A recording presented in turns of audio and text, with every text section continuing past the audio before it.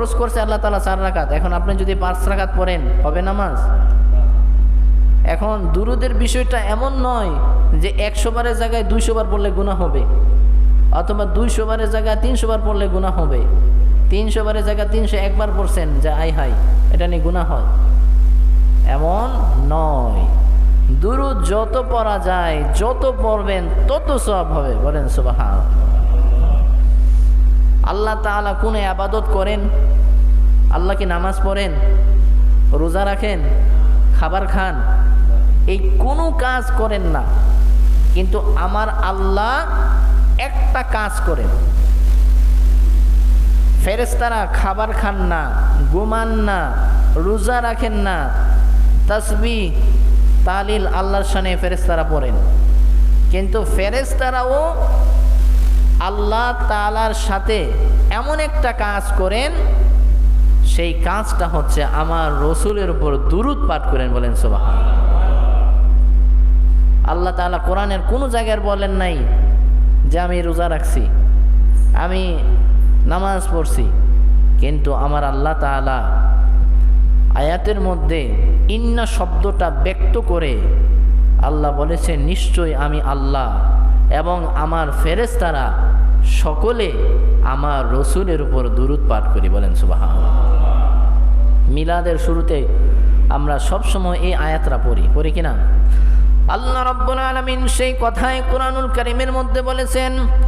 আল্লাহ তাআলা বলেন ইন্নাল্লাহা ওয়া মালাইকাতাহু ইউসাল্লুনা আলান নবী। আল্লাহ বলেন নিশ্চয়ই আমি আল্লাহ এবং আমার ফেরেশতারা, জি আমার কত ফেরেশতা কি পরিমাণ দুনিয়ার কেউ জানে না।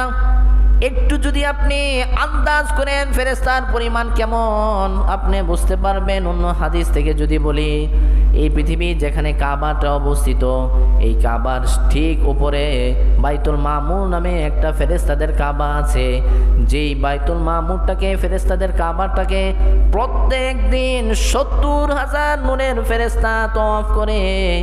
কিয়ামত পর্যন্ত যেই ফেরেশতারা একবার তওয়াফ করেছে, কিয়ামতের আগে তাদের আর কোনো শিডিউল পাবে না। সুবহানাল্লাহ। ফেরেশতা কি পরিমাণ গণনা করা যাবে? একবার যারা আজকে 70,000 নূরের ফেরেশতা তওয়াফ করেছে, কিয়ামতের আগে তারা আর সুযোগ পাবে না, সে শিডিউলই নাই। সুবহানাল্লাহ। তাহলে কত লক্ষ কোটি মিলিয়ন ট্রিলিয়ন অক্টিলিয়ন এক আল্লাহ ছাড়া কেউ জানে না। আল্লাহ বলেন নিশ্চয়ই আমি এবং আমার ফেরেশতাগণ, কত ফেরেশতা আনমেজারেবল, আনকাউন্টেবল, কেউ জানে না। আল্লাহ রাব্বুল আলামিন বলেন আমি এবং আমার অগণিত ফেরেশতারা আমার রসুলের উপর দুরূদ পাঠ করি। বলেন সুবহানাল্লাহ। তাহলে আল্লাহ তাআলা যে কাজটা করেন, ফেরেশতারা যে কাজটা করেন, এটা কি কোনো সাধারণ বিষয়? কথা বলেন, এটা কি কোনো সাধারণ আমল? আজকে আমি শুধু বলবো দুরূদটা পড়লে কত সওয়াব হয়। প্রথমেই আমি আপনাদেরকে বলতে চাই, দুরূদ যখন আপনি পড়বেন, আল্লাহ তাআলা আপনার মর্যাদাটাকে বাড়িয়ে দিবেন। সুবহানাল্লাহ। আল্লাহ নবীজি বলেন মান সাল্লা আলাইয়া সালাতান ওয়াহিদা সাল্লাল্লাহু আলাইহি আশরু সালাওয়াত।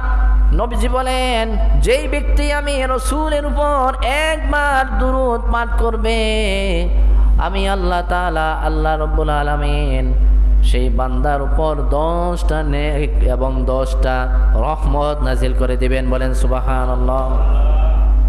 মুসলিমের বর্ণনায় ওয়াহুত্তাত আনহু আশরু খাতিয়াত, আল্লাহ তাআলা 10টা রহমত নাজিল করবেন, তার থেকে 10টা বিপদ আপদ, 10টা গুনাহকে আল্লাহ তাআলা ক্ষমা করে দিবেন। সুবহানাল্লাহ। ওয়া রুফিআ লাহু আশরু দারাজাত, শুধুমাত্র নেক দিবেন আর রহমত দিবেন তা নয়, আল্লাহ রসুল বলেন তার মর্যাদা যে স্তরে আছে তা থেকে 10 গুণ পর্যন্ত মর্যাদা আমার আল্লাহ বাড়িয়ে দেন। কি পাঠ করলে? কথা বলেন, কি পাঠ করলে? দুরূদ শরীফ বইয়া না শুইয়া এর কথা আছে? নাই। আপনি যেভাবে ভাল লাগে সাল্লাল্লাহু আলাইহি ওয়াসাল্লাম বলেন, সাল্লাল্লাহু আপনি যদি শুয়া পড়েন গুনাহ হবে? আপনি যদি দাঁড়াইয়া পড়েন গুনাহ হবে? যদি বইসা পড়েন গুনাহ নাই। হাঁটতেছেন আর দুরূদ পড়তেছেন, কোনো গুনাহ নাই, সব লেখা হচ্ছে। আল্লাহ রাব্বুল আলামিন এই জন্য জানিয়ে দিয়েছে, নিশ্চয়ই আমি আল্লাহ এবং ফেরেশতারা আমরা সকলে আমার রসুলের উপর দুরূদ পাঠ করি, কারণ আমার রসুলকে আমি আল্লাহ সবচেয়ে বেশি ভালোবাসি। বলেন সুবহানাল্লাহ। যাকে সবচেয়ে বেশি ভালোবাসেন তিনি হচ্ছেন আমার পেয়ারা নবী মুহাম্মাদুর রাসূলুল্লাহ সাল্লাল্লাহু আলাইহি ওয়াসাল্লাম। এই তো হচ্ছে সিম্পল, তার মর্যাদাকে আল্লাহ তাআলা কতটুকু বৃদ্ধি করে দিবেন। দ্বিতীয় নম্বর হচ্ছে ফেরেশতার দোয়া। কোন মানুষ যদি আল্লাহ রসুলের উপর দুরূদ পাঠ করে, ফেরেশতারা তাদের জন্য দোয়া করতে থাকেন। বলেন সুবহানাল্লাহ। নবী আরবি বলেছেন, মান সাল্লা আলাইয়া সালাতান, যে ব্যক্তি আমি রসুলের উপর দুরূদ পাঠ করবে, আল্লাহর ফেরেশতাগণ সেই ব্যক্তির জন্য মাগফিরাতের দোয়া করতে থাকবেন। সুবহানাল্লাহ। দোয়াটা করবেন কে? ফেরেশতা। ফেরেশতাকে এখন চিন্তা করবেন যে হুজুর ফেরেশতারা আমাদের জন্য দোয়া করলে লাভ কি? আমরা একজন নেককার মানুষের কাছে বলি যে আল্লাহর ওলি, তাদের কাছে আমরা দোয়া চাই কিনা বলেন? সমাজের মধ্যে যে মানুষটা ভালো, 5 ওয়াক্ত নামাজি, যে সুদ খায় না, ঘুষ খায় না, দুর্নীতি করে না, চাঁদাবাজি করে না, টেন্ডারবাজি করে না, এমন একটা নিখুঁত মানুষের কাছে আমরা দোয়া চাই। চাই কিনা? কেন? যে সে লোকটা ভালো, সে যদি আল্লাহর কাছে দোয়া করে হইতে পারে আল্লাহ তার দোয়াটা কবুল করবে। আমি যে সমস্যায় আছি এই জন্য দোয়া করলে আল্লাহ হতে পারে তার দোয়ার উসিলেই আমাকে ক্ষমা করে দিবে। কথা বলেন ঠিক না? তাহলে ফেরেশতারা দোয়া করলে আমাদের লাভটা কি? লাভটা হচ্ছে এই যে দুনিয়ার মানুষের মাঝে খারাপ মানুষ আছে, সেই খারাপ মানুষের কাছে আমরা দোয়া চাই না, দোয়া চাই ভালো মানুষের কাছে।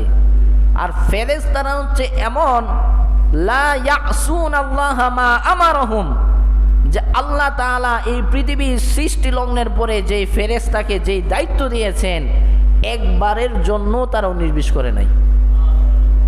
আমরা দুনিয়ার মধ্যে যারা আল্লাহর ওলি আছি এরাও তো নির্বিষ করি না? দুনিয়ার মধ্যে যদি বলেন ফিসাবর দোষ আছে না নাই? কম বেশি আছে না? আমাদের বেশি, তাদের হয়তো বা কম। কথা বলেন ঠিক না?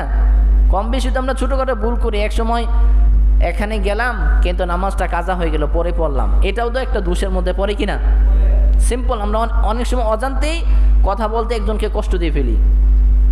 আপনার ইচ্ছা ছিল না, বাট আপনি এটা মানে আনফরচুনেটলি হয়ে গেছে, সে কষ্ট পেয়ে ফেলছে, এমনটা হতে পারে। কিন্তু আল্লাহর ফেরেশতারা অসচেতনভাবেও কোনো আদেশ অমান্য করে নাই। যদি করত, সিম্পল একটা উদাহরণ বুঝেন। হযরত ইসরাফিল আলাইহিস সালামকে আল্লাহ তাআলা সৃষ্টি করেছেন সিংহা নিয়ে দাঁড়িয়ে থাকার জন্য, সময় হলে ফু দেওয়ার জন্য। তিনি সিংহা ফু দিবেন আর গোটা পৃথিবী ধ্বংস হয়ে যাবে, কিয়ামত হয়ে যাবে। আচ্ছা বলেন, এই ইসরাফিল আলাইহিস সালাম যদি একবার চিন্তা করতো যে আজকে লক্ষ লক্ষ বছর হয়ে গেছে এই সিংহা নিয়ে দাঁড়ায় রইলাম, একটু ফু দিয়েও দেখলাম না যে কেমন লাগে ফুর আওয়াজটা। আল্লাহর সব কথাই তো মানছি, আজকে একটু ফু দিয়ে দেখি কি অবস্থা। কি বলেন? থাকবে? দুনিয়া থাকবে? উনি যদি বলে যে আল্লাহ এত লক্ষ বছর এই দাঁড়ায় রইলাম আর ফু দিলাম না, একবারই তো ফু দিছি, একবারই তো তোমার আদেশ অমান্য করছি, কি হয়েছে? বলেন দুনিয়ার অস্তিত্ব থাকবে? তাহলে বোঝা যায় যে ফেরেশতারা 1 সেকেন্ডের জন্য ভুলেও কোনো খারাপ কাজ আল্লাহর আদেশ অমান্য করে না। এই সমস্ত ফেরেশতারা যখন আল্লাহর কাছে রিকোয়েস্ট করে যে আল্লাহ তোমার সেই বান্দাটাকে আমি পছন্দ করি, তোমার এই বান্দাটা তোমার রসুলের উপর বেশি দুরূদ পাঠ করে, তাকে তুমি ক্ষমা করে দাও, আল্লাহ বলেন সঙ্গে সঙ্গে ক্ষমা করে দিই। এই জন্য ফেরেশতার দোয়া দরকার আছে না নাই? কথা বলেন, দরকার আছে। তাহলে যে ব্যক্তি দুরূদ বেশি পাঠ করবে সেই ব্যক্তির জন্য ফেরেশতা কি করবে? দোয়া করবে। তৃতীয় নম্বর হচ্ছে শাফায়াত তার জন্য অবধারিত হয়ে যাবে, আল্লাহ তাআলা নির্ধারণ করে দিবেন। যেমনটা আল্লাহ নবীজি বলেছেন, যে ব্যক্তি এই দুরূদটা বেশি বেশি পড়বে, আল্লাহুম্মা সাল্লি আলা মুহাম্মাদ ওয়া আনজিলহুল মাকআদাল মুকাররাবা ইনদা ইয়াউমিল কিয়ামাহ, এই দুরূদ যে ব্যক্তি বেশি বেশি করে পড়বে, নবী আরবি বলেন কিয়ামতের ময়দানে তাকে সুপারিশ করা আমি নবীর জন্য ওয়াজিব হয়ে যায়। সুবহানাল্লাহ। এই যে শুক্রবার জুমার দিন আসর নামাজের পরেও আরেকটা দুরুদ আছে, কেউ যদি 80 বার পরে আল্লাহ তাআলা তার 80 বৎসরের সগীরা গুনাহকে ক্ষমা করে দেন। সুবহানাল্লাহ। পড়ার দরকার আছে। সেই দুরুদটা হচ্ছে আল্লাহুম্মা সাল্লি আলা সাইয়্যিদিনা মুহাম্মাদিন নাবিয়্যিল উম্মিয়্যি ওয়া আলা আলিহি ওয়া সাল্লিম তাসলিমান কাসীরা। এই দুরুদ যদি কেউ শুক্রবার জুমার দিন আসর নামাজের পর 80 বার পরে আল্লাহ তাআলা 80 বছরের সগীরা গুনাহ ক্ষমা করে দেন। পড়ার দরকার আছে না নাই? কথা বলেন, দরকার আছে। কত যে ফায়দা দুরুদ পড়লে। দুরুদ পড়বেন, আপনার কলব অন্তর পরিষ্কার হতে থাকবে। বলেন সুবহানাল্লাহ।